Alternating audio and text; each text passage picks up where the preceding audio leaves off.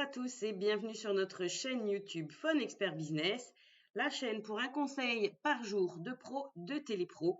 Et aujourd'hui, nous allons voir ensemble comment gérer les moments de silence avec assurance pendant vos appels de prospection téléphonique.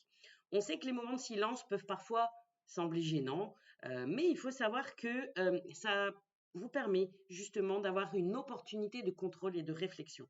Et donc, on va voir comment faire pour gérer ces moments de silence avec assurance et efficacité. Tout d'abord, il faut rester évidemment calme et confiant. La première étape, c'est important de rester calme en face d'un blanc, on va dire, d'un moment de silence. Il ne faut surtout pas laisser ce silence vous déstabiliser ni vous mettre mal à l'aise. Donc, gardez un ton de voix assuré et professionnel. Utilisez ces moments pour vraiment réfléchir à votre prochaine action et dites-vous bien que votre interlocuteur, il est aussi mal à l'aise que vous dans ce cas-là. Deuxième technique, on va dire, c'est d'utiliser le silence à votre avantage parce que ça peut être un outil puissant pour justement diriger la conversation et inciter votre interlocuteur à vous parler.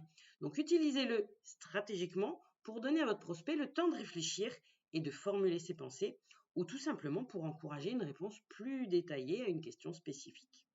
Ensuite, troisièmement, posez des questions ouvertes parce que justement, ça permettra à votre interlocuteur de parler et ça l'incitera à s'exprimer davantage. Ça peut vraiment être au moment des silences l'occasion parfaite pour poser des questions ouvertes. Donc, utilisez vraiment ces questions pour encourager le dialogue, approfondir finalement la compréhension de son prospect et d'identifier finalement, pourquoi pas, des nouvelles opportunités.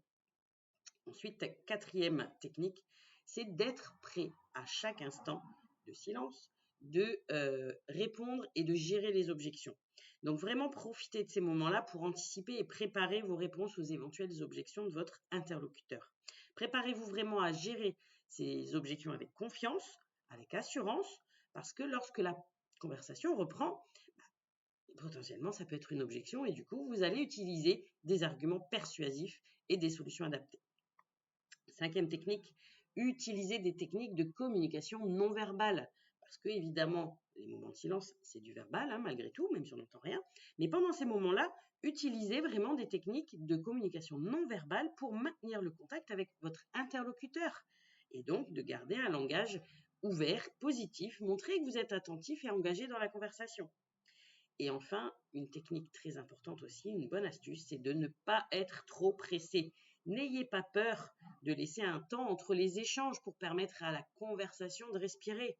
Ne vous précipitez pas pour remplir les moments de silence avec des paroles inutiles. Parfois, le silence peut être beaucoup plus efficace que les mots pour communiquer votre message. Et moi, je dis toujours, le premier qui reparle a perdu. Donc, ne soyez pas le perdant. Donc vraiment, en suivant ces stratégies, vous allez pouvoir gérer les moments de silence avec assurance et efficacité pendant votre phoning et surtout rester calme et confiant et garder à l'esprit que vous pouvez utiliser ce silence à votre avantage. Donc, je vous retrouve pour la prochaine vidéo d'un conseil de pro de télépro par jour sur la chaîne Phone Expert Business sur laquelle je vous invite à vous abonner. Bonne journée, à bientôt.